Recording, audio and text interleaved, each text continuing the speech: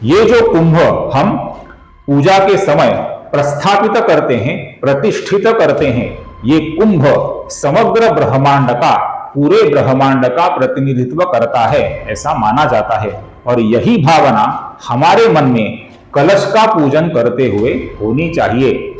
विरोधी मर्दन गोविंदा, इस नाम से नारायण विख्यात हैं, प्रसिद्ध हैं। वामन अवतार स्वरूप में नारायण ने अपने पग को इतना बढ़ा दिया था कि केवल 3 पग भूमि बलि से मांगते हुए नारायण ने अपने पदों में स्वर्ग, मृत्युलोक और पाताल तीनों को नाप लिया था।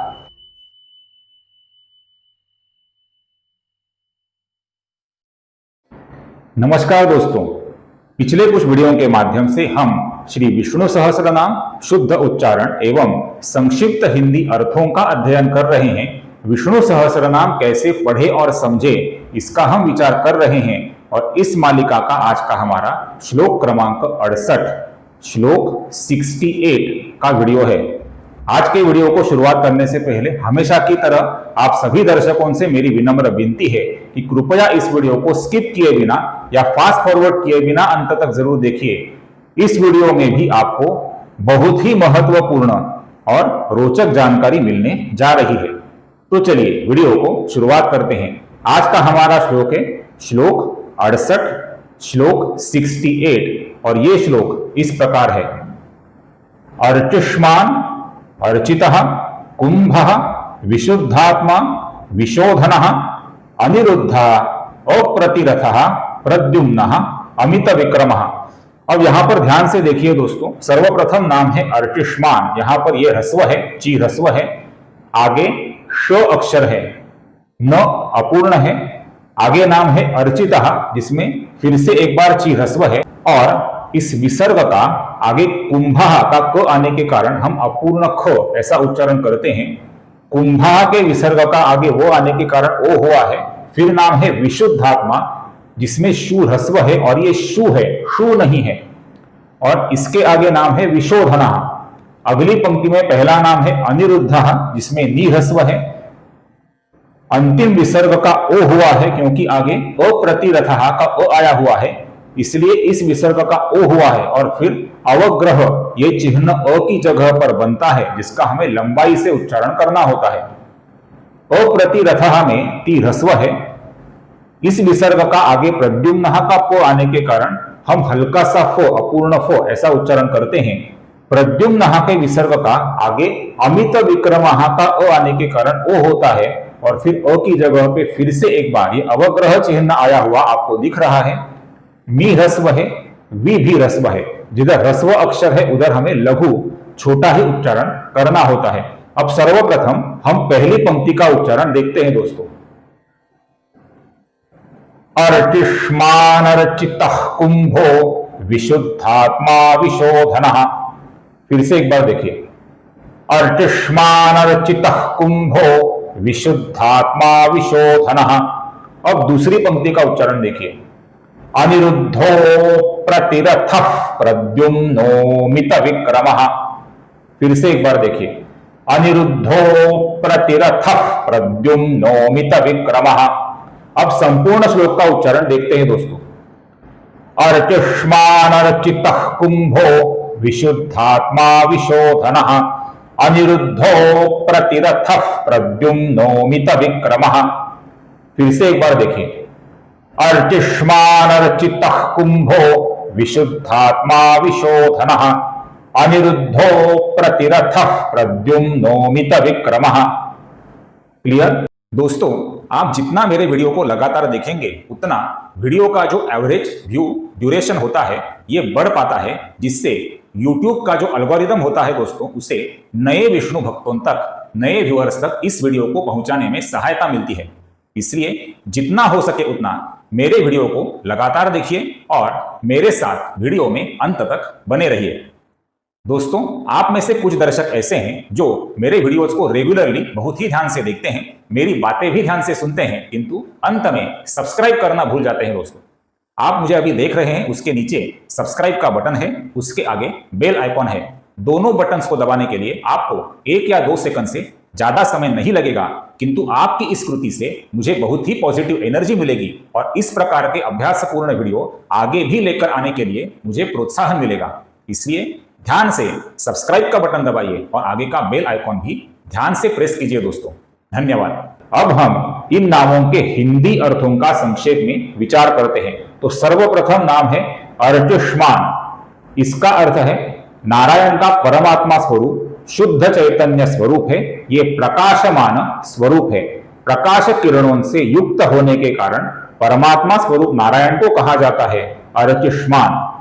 सूर्य, चंद्र और अग्नि, इनका जो तेज है ये नारायण के तेज से ही उत्पन्न हुआ है, ऐसा स्वयं भगवान श्री कृष्ण ने श्रीमद् भगवद गीता में कहा है। हम पहले ये श्लोक देख चुके हैं। आगे का नाम है अर्चितः। अगर आपको याद होगा, पिछले श्लोक में हमने नवविधा भक्ति के बारे में विचार किया था। भक्ति के जो 9 प्रकार होते हैं उनके बारे में हमने विचार किया था। इन 9 प्रकारों में एक प्रकार है अर्चन भक्ति। सरल भाषा में अर्चन भक्ति का अर्थ इस प्रकार होता है, भगवान की जो मूर्ति होती है, विग्रह होता है, उसके सामने शुचिर्भूत होकर हम बैठते हैं। भगवान की मूर्ति को हम पुष्प अर्थात फूल, अक्षत, धूप, दीप, नैवेद्य इनका अर्पण करते हैं।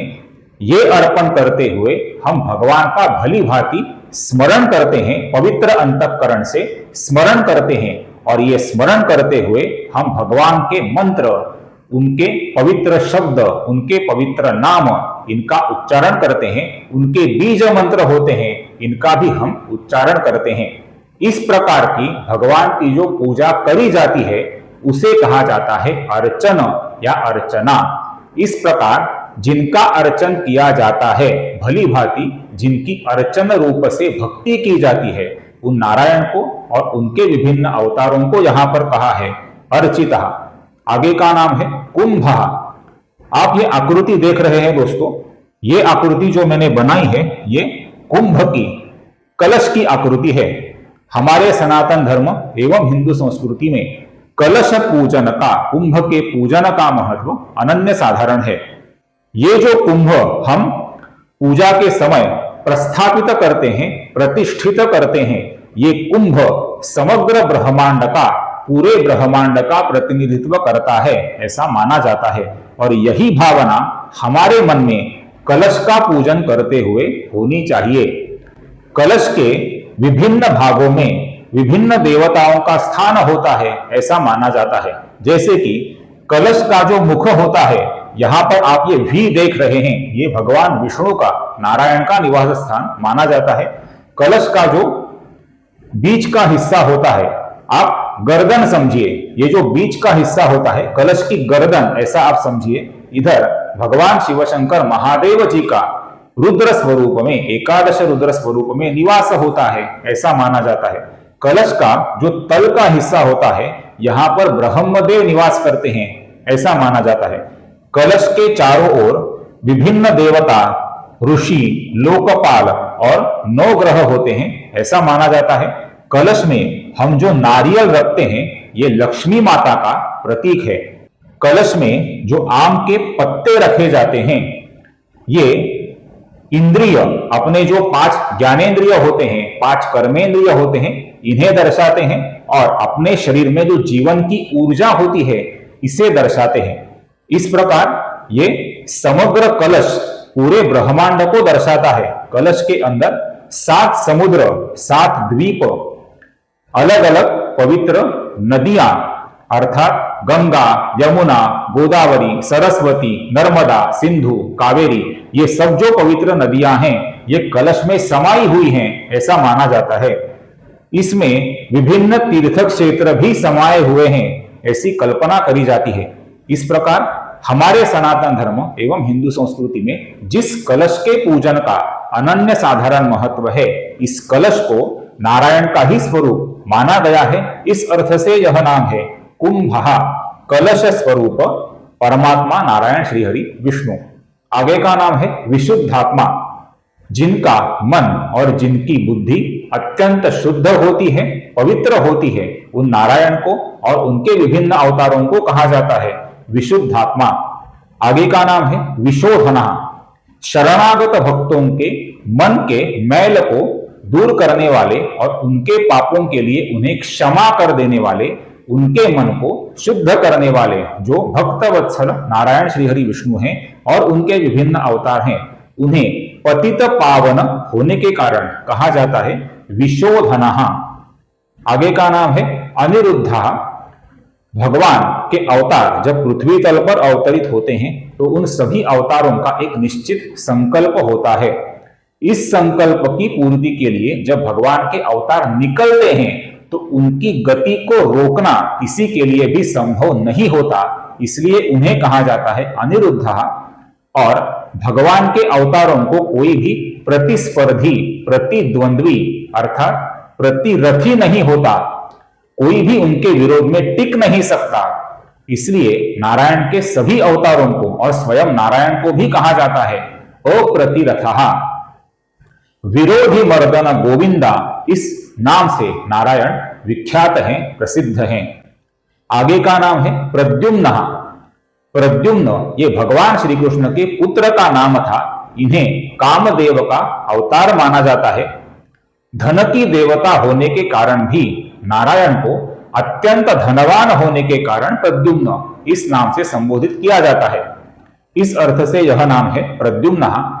भगवान नारायण श्रीहरि विष्णु के जो चार प्रमुख स्वरूप हैं, जिन्हें चार व्यूह, चतुर्व्यूह ऐसा कहा जाता है, इनमें अनिरुद्ध, संकर्षण, प्रद्युम्न और वासुदेव, इनका समावेश होता है। इन चार व्यूह में से ये दो नाम है अनिरुद्ध और प्रद्युम्न। और इस श्लोक का अंतिम नाम है अमित विक्रमः। इसका एक अर्थ है नारायण और उनके अवतार अत्यंत पराक्रमी होते हैं, इसलिए उन्हें कहा जाता है अमित विक्रमः। और विक्रम का अर्थ होता है पग या चरण तल। ये नाम वामन अवतार के लिए भी है दोस्तों, कि वामन अवतार स्वरूप में नारायण ने अपने पग को इतना बढ़ा दिया था कि केवल 3 पग भूमि बलि से मांगते हुए नारायण ने अपने पदों में स्वर्ग, मृत्युलोक और पाताल तीनों को नाप लिया था। पग को नापना असंभव हो जाए इतना अपने पग को बढ़ाने वाला जो नारायण का वामन स्वरूप था, उसे भी कहा गया है अमित विक्रमः। तो यहां पर आज का हमारा ये वीडियो समाप्त होता है दोस्तों। अगर वीडियो पसंद आए, ये जानकारी आपको अच्छी लगे, तो कृपया इस वीडियो को ज्यादा से ज्यादा हाइप, लाइक और शेयर, और मेरे चैनल को दोस्तों कृपया सब्सक्राइब करना न भूले। फिर मिलेंगे अगले श्लोक के नारायण श्रीहरि विष्णु के विभिन्न दिव्य नाम, उनके संक्षिप्त हिंदी अर्थ एवं शुद्ध उच्चारण के साथ। तब तक टेक केयर। जय श्री राम।